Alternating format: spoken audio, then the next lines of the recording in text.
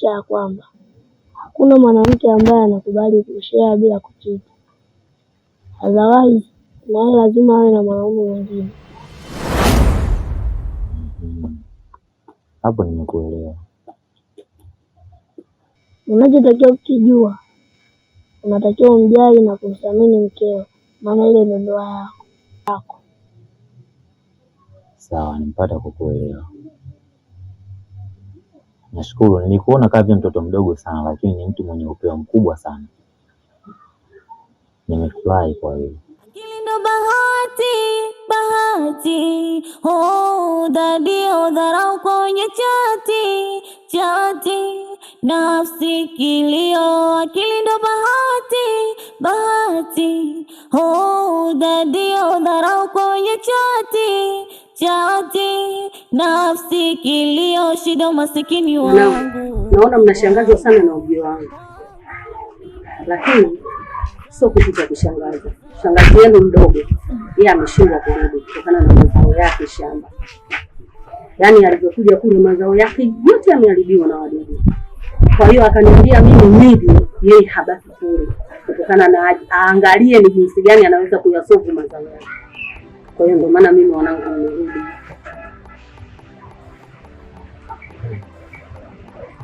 Kuja na mazao. Sasa shangazi, wewe ungeendelea kukaa kwa sababu sisi hapa nyumba tulikuwa tunaangalia vizuri, tulikuwa tunaifanyia usafi. Tunaona hata miti hapa chini tulikuwa tunafanya usafi. Tulikuwa hatuwezi kuondoka kazini mpaka tuone nyumba iko salama. Kisha ndo tunaondoka. Wanangu, tatizo sio usafi wa mazingira wala usafi wa nyumba wala kuiangalia nyumba. Tatizo hapa lililopo, nyinyi asubuhi mnatoka mnaenda kazini. Hapa nyumbani hakuna mtu yoyote wa kuilinda hii nyumba. Shangazi.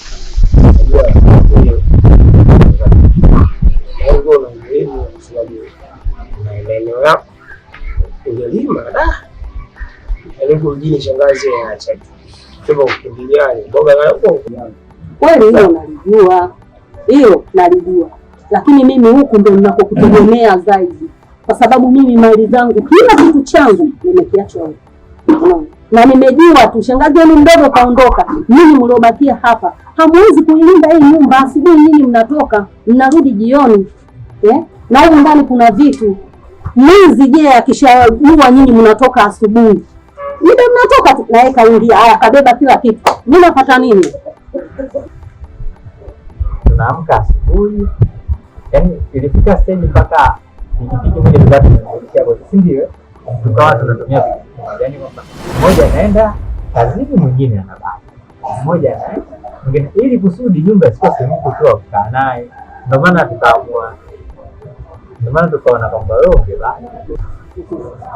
Alafu wewe umeshazipata habari zangu? Wewe hapo habari zako zote nimezipata. Tabia yako ya kutembea na wanafunzi mwanangu, jua kabisa unajihatarishia maisha yako. Usiniambie hii shangazi, kila uchafu wenu mnaufanya wote mimi nimeujua. Alafu na wewe hapo pia una yako kibao. Yote una uchafu wenu wote mimi nimeusikia. Mimi shangazi, lakini unanisingizia tu kwa kweli. Kusingizia kwa kuwa wewe ni mtakatifu, si ndio? Lakini mimi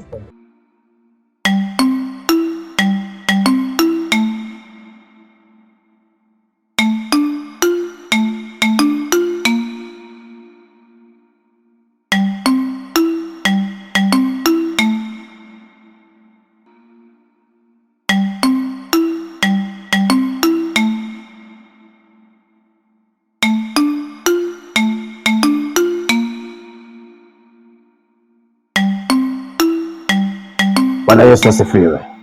Amina. Habari za asubuhi. Salama, siza kwako. Mimi nashukuru niamka salama, tumechaguliwa kuiona siku ya leo. Sasa mimi natoka naelekea kwenye jumuiya. Nahitaji wewe uwe mlinzi wa hapa nyumbani. Japokuwa mlinzi ni Mungu, ila wewe ukiwa mwangalizi inatosha. Sawa, nimekuelewa. Lakini mwenyewe naomba ruhusa. Nataka nitoke niende kwa rafiki yangu. Stella mwanangu, umetoka chuo juzi tu, umeshakuwa na rafiki? Baba, basi sawa, ila ukimaliza kumwagia maji maua, uende kule bandani ubadilishe maji yale, uyatoe jana uweke maji ya leo kwa ajili ya kuku. Ila zingatia, msisitizo, usichelewe kurudi. Sawa baba, nimekuelewa.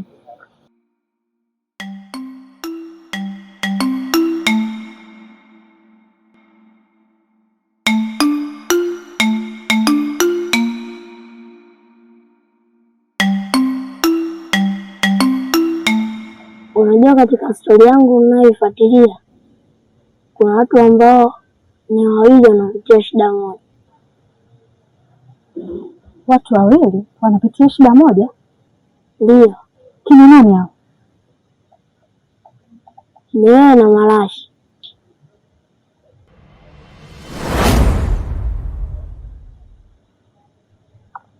Unajua Marashi nilivyokutana naye nimekuta katika shida kama hiyo, na hata wewe pia nimekuta katika shida kama yake.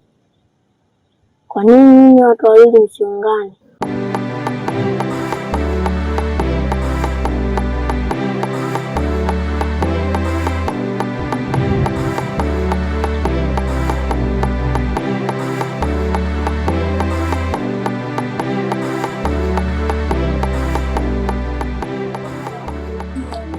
Marahaba, jambo. Salama, karibu. Asante. Karibu.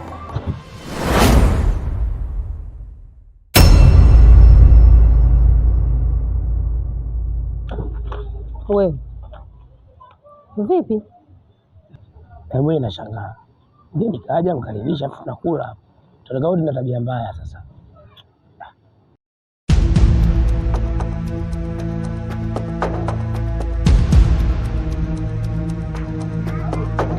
Wewe nilikwambiaje mchezo wa kunipata mpaka nyumbani?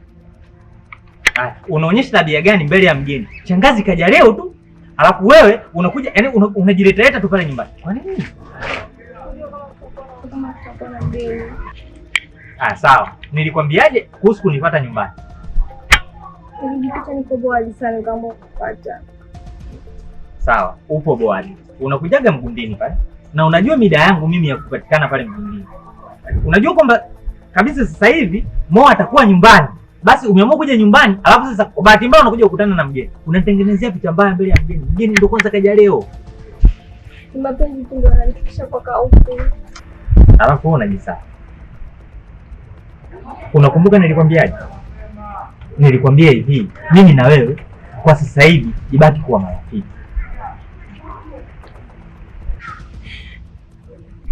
Sijaelewa.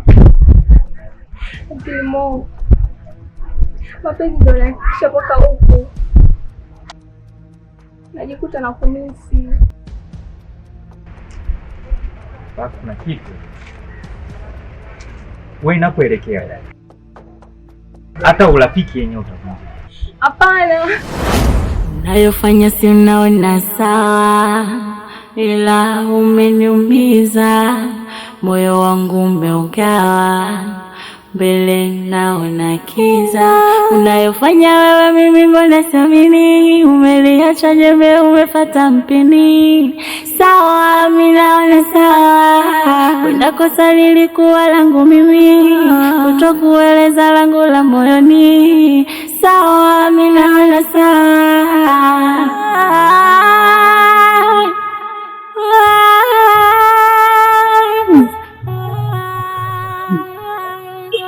Hapana, kwa hiyo haliwezekani. Wewe mwenyewe unajua kila kitu kuhusu shida niliyopitia. Juzi tu nimetoka kwenye tatizo, alafu leo nakuja tena nimeniambia swala hilo hilo. Nijiona kabisa nafsi yangu haitaweza kuhimili hiyo hali. Hauwezi jua Mungu kakupangia nini. Labda utafika mbali wewe na yeye.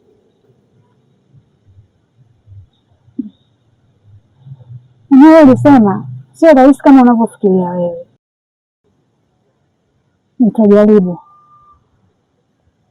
Sio kujaribu, unatakiwa utende. Mtu ambaye anajaribu hatendi, lakini mtu ambaye anatenda ndo anajaribu. Basi sawa, nimekuelewa.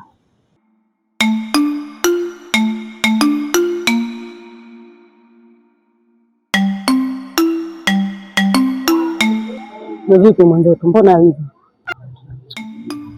Tuendeleeni kula. Nini mjibu shangazi yako? Sasa mgeni gani mwanangu unamtoa mkuku kama hivi? Shangazi, yule mgeni alikuja tu na mambo yake. Na so amekuja tu mara moja tu ameondoka. Sasa mgeni ndo anapopokelewa hivyo mwanangu. Mgeni amekuja unamkaribisha, wenyeji tunakula na yeye anakuja anakula. Haya niambie, wewe umemtoa kuku. Kuna nini hapa? Sasa unafanya kweli bwana. Wewe unamkaribisha hali. Shangazi yako wewe unamjua. Hapa shaka kuiza vitu vingine hapo. Sio jina takatifu au ni muonekane yenyewe. Bwana shangazi yule kaja kwa mambo yake alija kula bwana. Hivi unamwelewa mwenzio? Au nyinyi mnajuana nyinyi? Kuna jambo hapa nyinyi mnanificha eti Lakini ndio kuuliza kama ni mgeni. Hicho muelewe tutakula namna. Haya. Ndio sio mdogo tu. Eti. Bwana wewe tangu sasa. Kabisa hali. Manga sema tule. Kwani shida ni nini jamani? Shangazi yako wewe unajua. Hapa yeye tuko nani? Masikini wangu bila ya pesa nadharirika, wanamkufuru Mungu matajiri waroridhika. Umasikini wangu bila pesa nadharirika, wanamkufuru Mungu matajiri waroridhika. Akili ndo bahati, dadio dharau kwenye chati nafsi kilio. Akili ndo bahati, dadio dharau kwenye chati nafsi kilio. Shida masikini wangu Marhaba, karibuni. Wananicheka wenzangu. Karibu mwalimu. Karibu tukae. Shida masikini wangu mimi wananicheka wenzangu.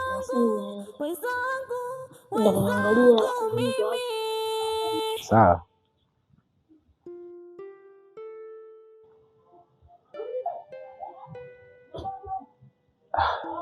Sawa.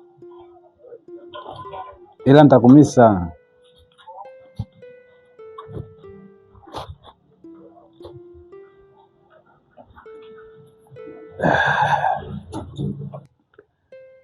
Karibu. Asante. Najua sio mara yako ya kwanza kuja. Unajua nini? Jana niliota kulikuwa kuna harusi ya simba msituni. Simba mmoja alikuwa anaoa. Walikataza wanyama wote na mdudu yoyote asiyekuwa simba kuhudhuria kwenye harusi hiyo. Lakini wanyama wote walitii isipokuwa sisimizi mmoja akasema mimi naenda kwenye harusi hiyo. Na kweli akafika kwenye eneo la tukio. Simba aliyokuwa anaoa aliketi kwenye kiti akamuona yule sisimizi. Akasema sisi tumekataza mnyama wa aina yoyote isipokuwa simba asifike hapo wala mdudu yoyote. Mbona usisimizi amfika? Akashikwa na hasira. Akatoka akamfuata usisimizi. Akamuuliza, nani alikwambia uhudhurie kwenye harusi hii wakati sisi tumekataza? Sisimizi akacheka kwa sauti sana, tena kwa dharau sana. Kisha akamwambia, unajua nini Simba? Hata mimi kabla sijaoa nilikuwa mkubwa kuliko wewe. Lakini nilivyooa tu nimekuwa mdogo kama unavyoniona. Yule Simba akashtuka na kuogopa. Akawa anajiuliza maswali. Ina maana nikishaoa nitakuwa mdogo kama sisimizi? Na Simba wote waliogopa. Yule Simba akarudi kwenye kiti chake akaketi, akiyafikiria yale maneno ya sisimizi. Sisimizi akaendelea kusherehekea ile harusi ya Simba mpaka ilipoisha. Unajua kwa nini Sisimizi alifanikiwa? Ni kwa sababu alijiamini. Yaani ukijiamini kila kitu kinaenda sawa, ila usipojiamini ndo mambo yanakuwa kama hivi.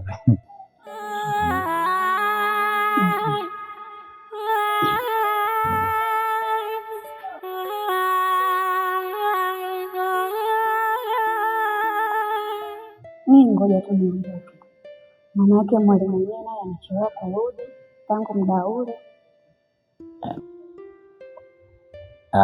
Unaondoka? Ila gauni lako zuri.